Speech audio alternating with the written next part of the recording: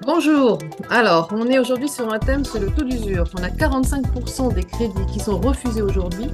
Nous sommes le 22 septembre 2022. La cause principale, donc le taux d'usure. Je suis Muriel Poirier. Je suis conseillère en immobilier chez IAD France. Je travaille dans le secteur depuis 2001, dans la transaction immobilière traditionnelle. J'ai le plaisir de vous présenter deux acteurs principaux du crédit immobilier, Gilles Simoneau.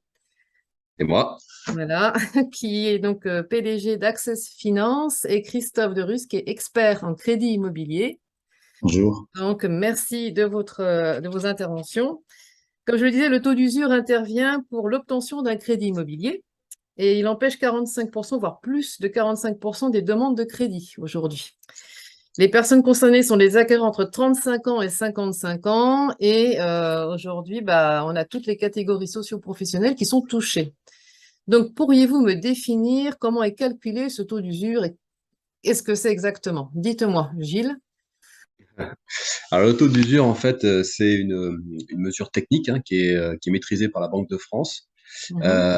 En fait, si on veut faire un comparatif, c'est un petit peu comme l'Argus pour les voitures.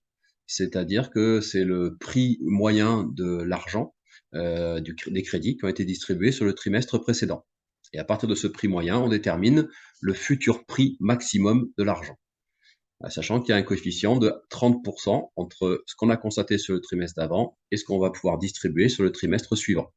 Si j'ai des taux d'intérêt qui sont à 1% le trimestre d'avant, plus 30%, je peux distribuer des crédits à 1,30% maximum le trimestre d'après. D'accord.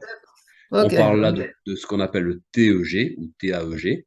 Donc, ce sont des taux d'intérêt qui comprennent l'ensemble des frais. Donc, le taux nominal de crédit, plus les assurances, plus les garanties, plus les frais de dossier, plus les frais de portage, plus les frais, voilà. Et donc, c'est tous les frais compris, ne doivent pas dépasser, par exemple, du 1,30 si le trimestre d'avant, on a distribué des crédits à 1%. D'accord. Donc, s'il dépasse, qu'est-ce qui se passe exactement? On n'a pas le droit.